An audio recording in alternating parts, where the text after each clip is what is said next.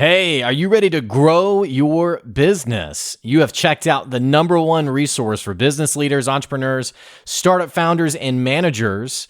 And we're going to teach you how to grow and scale your business with real actionable steps. There's no fluff in this podcast. It's just good advice. This episode is brought to you by bookkeepingforlandscaping.com. Hey, if you're a landscaper and you've been thinking of how do you spend more time on actually honing your craft and less time on all the other things that frankly sometimes feel like a waste of time, bookkeeping, financials, payroll, all the paperwork that drives you crazy, when really at the end of the day, you just want to focus on what you do best. That's why I love what Steve Lay is doing over at bookkeepingforlandscaping.com. He's somebody who deeply understands financials, and more importantly, he's someone who understands the landscaping business. If you're somebody who's been thinking about offloading that part of your business so that you can actually focus on growing your business, Steve is the guy for you to call. I want to give you a special discount. Check out bookkeepingforlandscaping.com/goodadvice and schedule a consultation with Steve, and he'll get you taken care of. Having said that, enjoy this episode.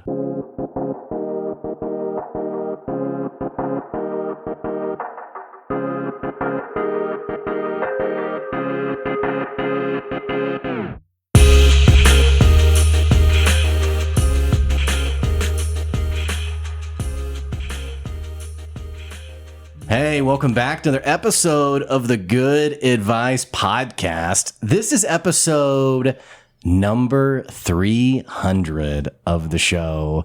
My wife doing jazz hands. It's sign language for clapping. Oh, okay. Glitter guy.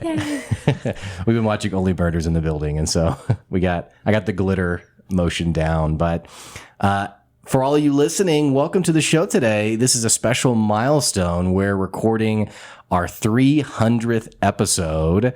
Good job, babe. Thank you. Yeah, that's awesome. And my beautiful wife, in case you're wondering who the voice is, this is my beautiful wife, Joy, who has been on the show several times. And in fact, you had a solo episode or an interview episode that was one of the most downloaded episodes. Oh, I was like, I did a solo. Did I do that in my sleep? Yeah. Oh, that's cool. But one of the most downloaded episodes on the podcast, which is really fun. Yeah. Apparently people prefer you to me. I don't know about that. I can't blame them though. You're much prettier than me. Oh, so. Well, thank you. But yeah, we're celebrating 300 episodes.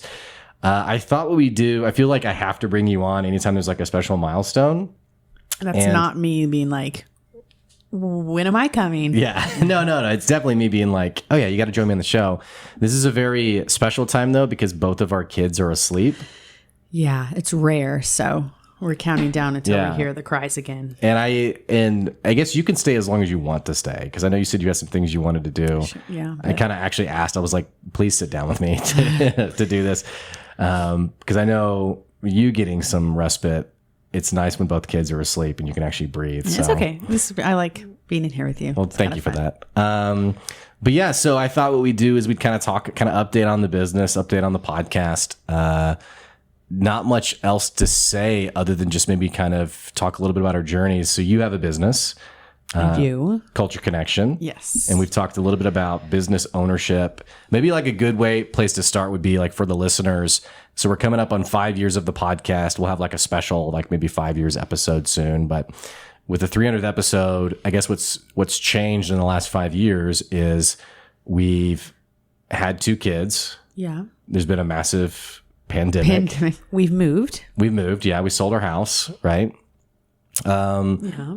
But definitely, I feel like the kids one is like the biggest. For sure. Out of all of those. I mean, pandemic's a big deal, but having 2 kids and not having kids is also a big deal.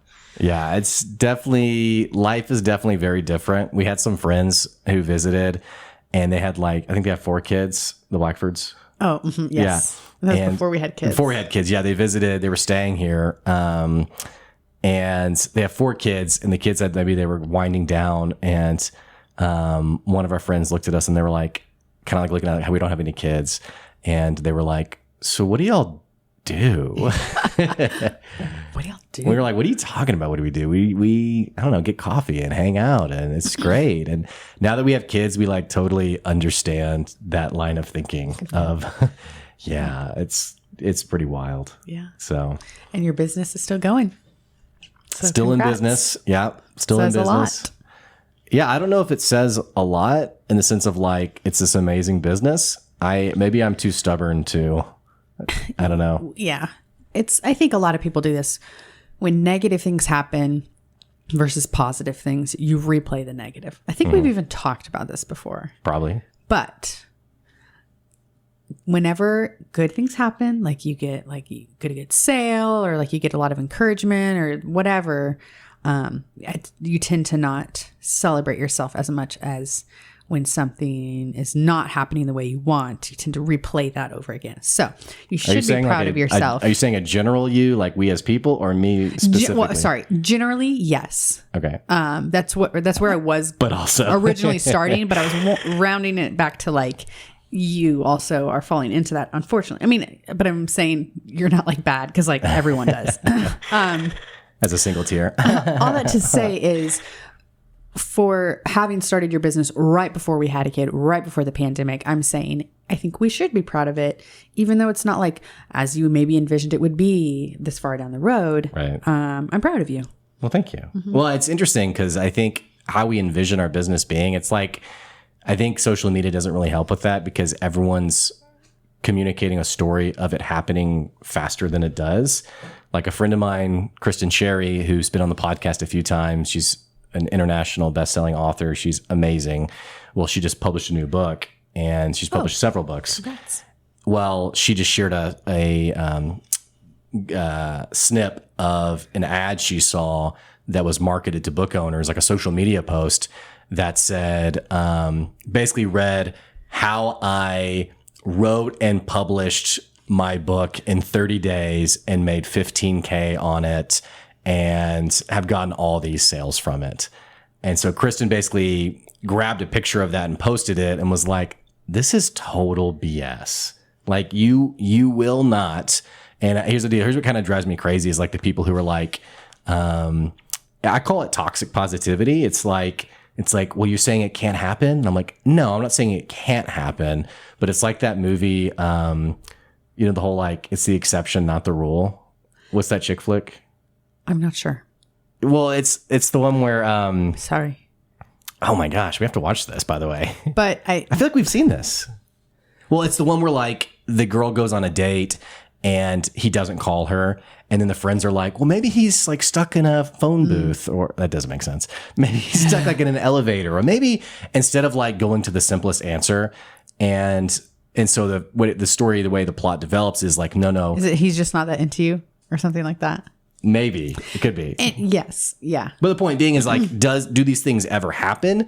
Sometimes. Like a friend of mine started a new business and signed Switchfoot, the band, like within like a week, and was like, yeah, it's kind of crazy. And I was like, is it kind of, it's kind of like, are you kidding me? But that's the exception. It's not the rule. And the point that I'm getting at is like running a business. We often think it's supposed to happen faster than it's really and going it's good to be optimistic and positive, but having that dose of realism can help encourage others who might be going through the same thing. Right. A waiting game. And right. And it's interesting, the people who've come on the podcast, I've had so many like $1 million business owners who literally all have the same story, which is for years I worked on my business and then eventually built up enough momentum that it became what it is. I don't think I've had one person on the show, which again, like the toxic positivity people would be like, well, you're not having the right people on. I don't think I've had one person on the show who's been that one hit wonder who's like, yeah, I started my business and 30 days later, it was a multi-million-dollar. And hearing that, it's not bad to hear those stories, but because it can inspire people and it can give you a rush of like, oh my goodness, the possibilities. But I think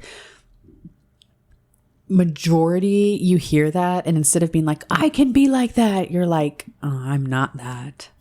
Yes. I think social media definitely gives more way to like negative comparison than like taking inspiration. Like I feel like or maybe I'm just speaking for myself, I feel like my tendency is, whenever I read a story like that, I have to fight the temptation to be like, okay, what am I doing wrong? Why haven't I done that? rather than like, it's possible I can do it, which I'm sure some people, they do walk away with that. Yeah. So anyway, I guess that does it. I saw someone pull up in our front yard and I was like, I hope the dog doesn't start barking, wake up our children. Again, kids sleeping. So, but I don't know. I guess where do we take this conversation on our 300th episode? We've already started rolling out advertising for the podcast. Yeah, that's awesome. Which is really exciting. I could ask you some questions. Okay. Yeah, sure. Okay. What has been one of your favorite guests on the show? Or maybe you don't have to like do that to make other people feel bad, but like what type of conversation do you leave feeling like, oh, that was really great? Yeah, I mean, I think the kind of conversation I just mentioned of people who come on the show and they have just like a very realistic story of like the struggle and challenges that they faced, like that's very encouraging. The other thing that I think has been really sweet about the podcast and the way I've done like guest interviews is like more often than not, I ask someone like, hey, do you want to come on the show and talk about your business? And 99% of the time, people will say, yeah, of course, I'd love to do that. I think one of the sweetest things about the podcast has been having people on who I have no business talking to, but who came on and not only gave like great advice, but the integrity of who they are and who they present themselves as, like that integrity is there. Like think about like the kind of the cliche of like the person you see, like the celebrity person who you meet in, like in the movies, they meet them in person. They're like a total, jerk. I think what's been really great is the people who present themselves in a way on social media and then you meet them and talk to them off camera and you're like, oh my gosh, this person's really cool. Yeah. Like I think about Jackie Hermes, David Breyer, Damon Burton, Zach Messler. I mean, all these people who are incredible business owners. They have an amazing presence on social media. Jackie is posting entrepreneurship advice every day. David's posting branding advice every day. And being able to sit down with those people and have a conversation with them. I mean, David gave me his phone number to call him to get advice and never asked like for anything from it. That's awesome. Yeah, I just think about these people who are who they present themselves as. And so I think that's been, we talk about like cynicism in the world and, all the things you can get negative about. That's been a really cool like stroke of positivity with the podcast is like, hey, there are people out there who are successful and aren't awful people, I guess. I don't know. Yeah. So, well, yeah, just are real. Yeah. Are real. Yeah. Yeah. That's awesome. So, okay. Also, I'm curious. I feel bad. I admit I have not listened to all of Blake's podcasts. I know I should be your number one fan. No. Well, you were. I mean, I remember like early on, like there were like 3 downloads on like an episode, like in the first days. And I think you were 1 and I was probably 2 on like 2 other devices. So you tracked with it for a while. I did. And I still have. Yeah. So I want to say a question, but you might have answered it and your listeners are like, oh, we hear this all the time. So just let me know. But have you ever like told the story of like career wise and education wise, like where you started and kind of how you ended up here? Probably a little thread throughout all of your podcasts. I mean, I don't know how interesting, I don't know how much people care. Sure. Like what's your life career story? Not like your story. I guess, I don't know. For me, it's fascinating because I like you. I think that the thing where I've brought it up before is how sometimes like changing career paths isn't as clunky as it may seem. Like when you think about it on paper, I went from a biology major to being a school teacher to being like a leadership coach to now running this business, Good Advice, and a podcaster. There's a couple of somewhat easy to see links like leadership coaching and then running the business, Good Advice. But like teaching to leadership coaching is a very weird jump. And before all of that, camp counselor, kids counselor, right, where we met. Yeah. Scandalous. It's not. I don't know why I made it seem like it was. We were camp counselors together. He always tells people when they ask how we met and we worked at a summer camp, he's like, I was her counselor. which does seem weird. I think it's a fun joke, but she never really. And honestly, people don't really seem to like it either when I tell it. So they're like, oh. Yeah. So Joy pretty quickly is like, no, we didn't. Stop saying that. But no, I think about like, I think the point of the meaningfulness behind the story is like, sometimes you pick up skill sets that aren't necessarily related to the job you're doing, but are valuable outside of the job. So like being a kids counselor, I learned to find comfort in speaking in front of people, because at certain points you're standing up in front of 300 kids and you're sharing something. Yeah, you're on stage, so to speak. And, you know, kids will tell you how it is. It can be kind of intimidating. And so I learned at a young age to be comfortable with that.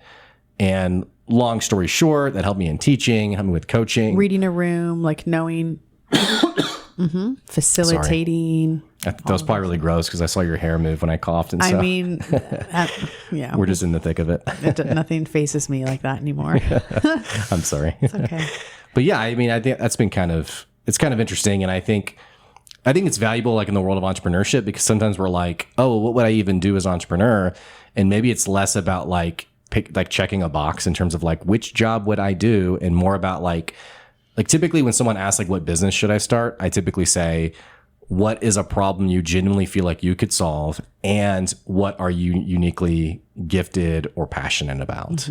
Because, you know, if you are really great at web design and you want to run, you know, start like a web design business, but you hate being in front of a computer, it's not really going to make much sense. Or if you know, you have a gifting of landscaping, you know, you can look at a front yard and just see the things that should be changed, but you hate being outside. I wish, well, not the second thing, but I wish I had an eye for that. Well, and you know, not that you can't learn, but like you probably aren't going to go start a business doing that. Just like I wouldn't, because I was talking to a guy today about, I'd make a lot of people mad. I was talking to a guy who I was telling him that he at some point wants to update like his branding, like his logo, his brand colors. And then I very quickly followed it up with, and I don't do that, by the way, just because I know that I don't have that skill set. Right. But point being, you know, when those two things mesh together really well, you're gifted and you are aware of a problem you can solve. I think that is a really great potential business idea. Mm-hmm. Okay. Kind of on that note, but kind of not. Like a skill set you have is you are certified in, am I saying this right? Berkman? Yes. Yeah. I always say a different acronym and it's embarrassing. But Berkman. And Berkman's not the acronym. It's the name of the person who created it, Dr. Berkman. Okay. So MBTI is an acronym of another thing that you used to be able to do. Yeah. I still can do it. I just don't typically do it. I think as a listener, people listening, maybe there's a small few that like could care less about this type of stuff, but I think most people find these types of things fascinating. Like, because it's fun to learn about oneself and how you relate with other people. What is something with Berkman that, as someone who could literally sit down with someone after having taken the test, that would be like, just kind of a fun thing to know? Like, I don't know. I'm doing a Berkman. I'm doing like a Berkman with a customer next month. Well, also, what is Berkman? Yeah, so Berkman is if you've ever like taken like a personality test at work, it's kind of like that, but it's like an actually like scientifically validated. It's not like astrology. Like you're the earth element. And this is your birthday, therefore you're this. Yeah, this is your birthday. We don't dog on that. I know some people who are really passionate, and I don't want to offend them. I dog on it a little bit. Maybe Joyce says that as the peacemaker, but I don't know. Sure. Whatever you want to call it. This is actually like scientifically validated. Like it's basically, the way it's determined is you answer a ton of questions about like how you see the world, how you see your coworkers, how you see certain professions, and then they develop like a profile about your interest and passion in the workplace. But it's nothing beyond that in the sense of like, I mean, I can't even think of an example, but isn't there also things like when you feel stressed? your Yes, tendencies, what you need when you aren't stressed. Yeah, because you are answering questions about how you respond to things. And so it basically spits it back out to you in a language that you can communicate with. Right. But point being, this is, I wish this was sponsored by Birkin, but it's Right. not. It feels like I planned this. I did not. No. I was just going to say the cool thing about Berkman, though, which is just it's for people who like manage people or have teams, is like I just said, it gives you the language of how to communicate.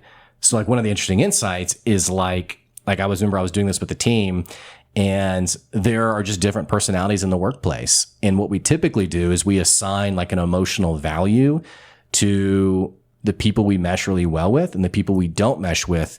In worst case scenario, a boss who doesn't mesh with an employee might subconsciously think that person is less qualified. Oh, I see. When they aren't, they just have very different personalities. It's like, let's say you're a happy-go-lucky, chatty boss. You come in, you go to everyone's desk. Hey, how are you? What'd you do this weekend? Your first hour, which by the way, there's nothing wrong with this. I mean, you're building culture. It's fine. Mm-hmm. But you spend the first hour going around and talking to people. A green person would be like, this is the best boss ever. So you might have you might have an employee who really gels with you and you're like, oh, I love that person. They're a great team member. And then you might have someone who is, very task oriented. Yeah. And not rude, but like aloof, like one word. Oh yeah, it was good. And like no elaboration. Like, how was your weekend? Good. And they don't ask it back, and so like you feel like maybe you're kind of like drowning in this conversation. And the worst thing that could happen would be for that boss to walk away and be like, you know what, that employee just really isn't, they're just not a good fit here. When maybe, while everyone's gathering around to chat about their weekend, that's the only employee who's actually getting any work done. So you need a good variety of personalities. Well, and the important thing about Berkman is it helps you understand those differences so that you realize the power of personality and the okayness with differences in personalities, rather than like falling into the trap of I need to surround myself with people who are just like me. Yeah. Which is very tempting in today's culture is, let me find people who agree with me, think the same way as me, see everything the way I do it. But, Yeah. I think it's fun to take it and compare it with your spouse too, because you can. Or the thing that tracks how much you like with different interests, things like numbers or social, what am I trying to say? Social service, yeah. So it'll give you, it'll give you the areas that you're most interested in, things you like doing. My numbers score was 1, right? Yes. Or like 0. Yeah, it's on a scale from 1 to 100, and Joy's numbers score was a 0 or a 1. So if you're like me and you run a business and your score for numbers is very low, you need help in the area of, it is logging your it is finances. Something I just thought of is when I work with business owners, I don't do Berkman with them, but I wonder if I should like implement that, because it would be interesting. Even if it's not Berkman, but something that would help like, hey, do you get stressed out at the thought of daily logging in your hours or logging in your invoices? Like, to me, that's like fall asleep now, shut my laptop, do that tomorrow, do it tomorrow, and then it never happens. That's why he helps me. Well, and it's a great piece of advice, Joy, because ultimately, like I was talking to someone the other day who was like, well, why would I pay someone to do something that I can just do myself? Well, there are just things in your business that you're going to do really well and really quickly. And there's going to be other things that you don't do well and you don't do quickly. Mm-hmm. And so like, that's the magic of why you outsource certain things, is because you're trying to maximize the time you're spending on things you do really well. Like what did you just recently add to your... We hired someone for social media. Mm-hmm. And so we have someone, Brianna, who is cutting a bunch of video content for us, putting it together. And that was a large investment. It will be a large investment year to year. And that's because you weren't like waking up every day passionate about how am I going to look at this content that I have and post it now. You're able to... I'm passionate about the content, but I'm not passionate about like, let me open the video editor. And then I found myself spending, because I'm not fast at it, I'm spending all this time cutting content instead of actually growing the business. Mm-hmm. Like that is why I hired someone for it.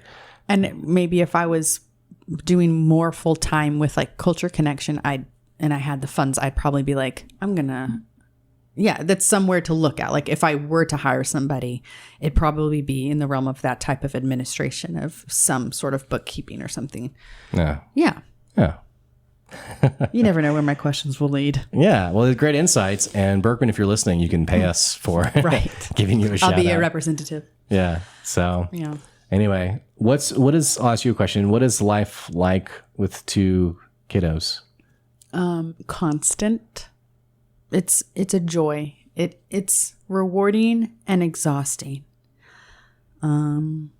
It definitely gives me a respect for mothers and fathers. Like anybody who spends a lot of time at home with children, you always hear like they worked, the mom, maybe you don't always hear this. I'm trying to say is even though maybe my work as a language instructor has decreased, I'm still working. Right. So like there's still that like physical